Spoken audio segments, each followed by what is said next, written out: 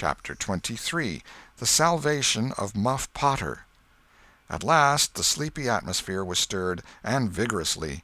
The murder trial came on in the court. It became the absorbing topic of village talk immediately. Tom could not get away from it.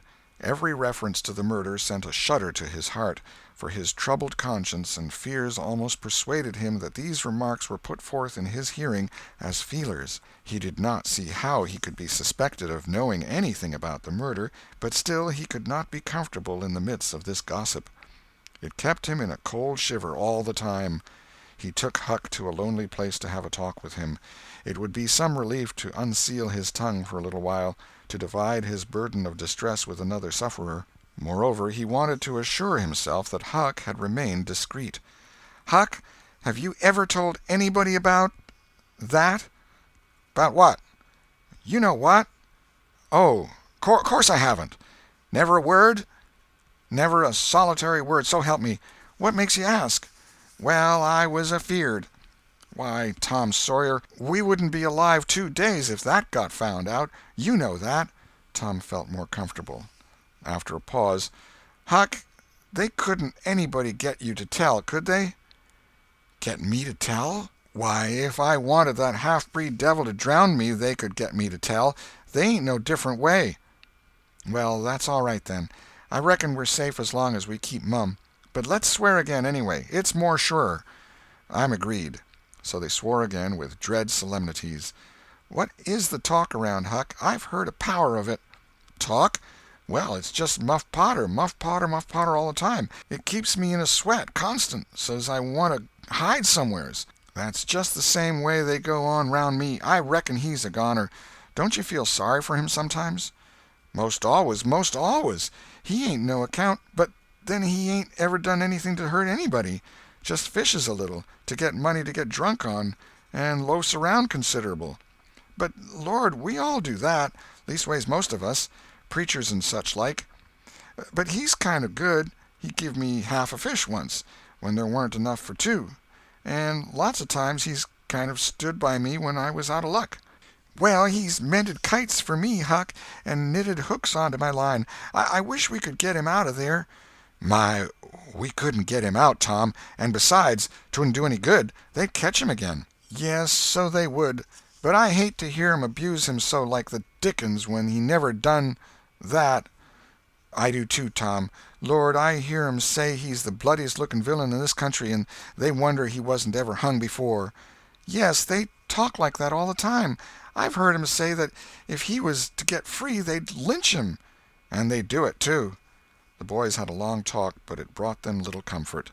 As the twilight drew on, they found themselves hanging about the neighborhood of the little isolated jail, perhaps with an undefined hope that something would happen that might clear away their difficulties. But nothing happened. There seemed to be no angels or fairies interested in this luckless captive. The boys did as they had often done before, went to the cell grating and gave Potter some tobacco and matches.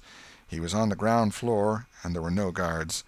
His gratitude for their gifts had always smote their conscience before. It cut deeper than ever this time. They felt cowardly and treacherous to the last degree when Potter said, "You've been mighty good to me, boys, better'n anybody else in this town, and I don't forget it, I don't.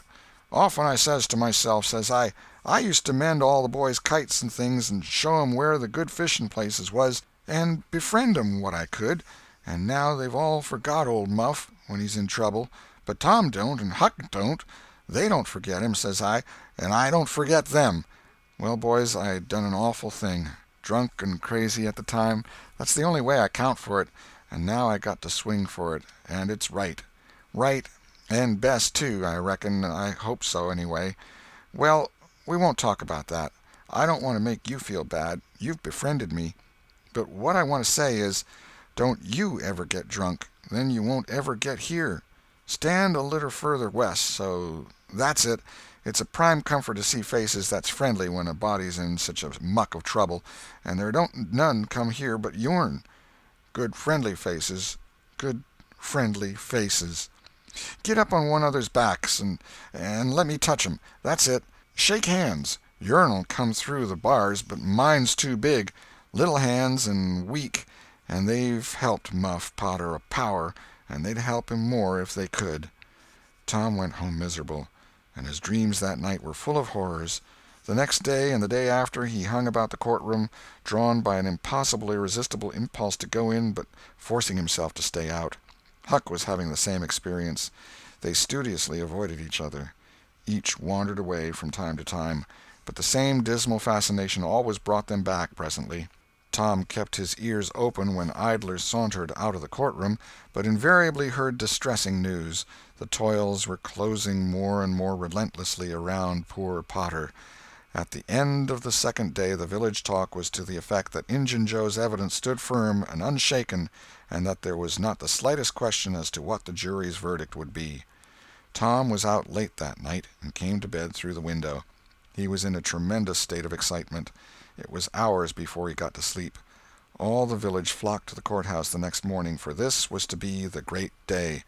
Both sexes were about equally represented in the packed audience. After a long wait the jury filed in and took their places. Shortly afterward, Potter, pale and haggard, timid and hopeless, was brought in, with chains upon him, and seated where all the curious eyes could stare at him. No less conspicuous was Injun Joe, stolid as ever. There was another pause, and then the judge arrived and the sheriff proclaimed the opening of the court. The usual whisperings among the lawyers and gathering together of papers followed. These details and accompanying delays worked up an atmosphere of preparation that was as impressive as it was fascinating. Now a witness was called who testified that he found Muff Potter washing in the brook at an early hour the morning that the murder was discovered, and that he immediately sneaked away. After some further questioning, counsel for the prosecution said, "Take the witness." The prisoner raised his eyes for a moment, but dropped them again when his own counsel said, "I have no questions to ask him." The next witness proved the finding of the knife near the corpse. Counsel for the prosecution said, "Take the witness." "I have no questions to ask him," Potter's lawyer replied. A third witness swore he had often seen the knife in Potter's possession. "Take the witness." Counsel for Potter declined to question him. The faces of the audience began to betray annoyance. Did this attorney mean to throw away his client's life without an effort? Several witnesses deposed concerning Potter's guilty behavior when brought to the scene of the murder. They were allowed to leave the stand without being cross-questioned. Every detail of the damaging circumstances that occurred in the graveyard upon that morning, which all present remembered so well, was brought out by credible witnesses, but none of them were cross-examined by Potter's lawyer. The perplexity and dissatisfaction of the house expressed itself in murmurs and provoked a reproof from the bench. Counsel for the prosecution now said, "By the oaths of citizens whose simple word is above suspicion, we have fastened this awful crime, beyond all possibility of question, upon the unhappy prisoner at the bar. We rest our case here." A groan escaped from poor Potter, and he put his face in his hands and rocked his body softly to and fro, while a painful silence reigned in the courtroom. Many men were moved, and many women's compassion testified itself in tears. Counsel for the defense rose and said, "Your Honor, in our remarks at the opening of this trial, we foreshadowed our purpose to prove that our client did this fearful deed while under the influence of a blind and irresponsible delirium produced by drink. We have changed our mind. We shall not offer that plea." Then to the clerk, "Call Thomas Sawyer."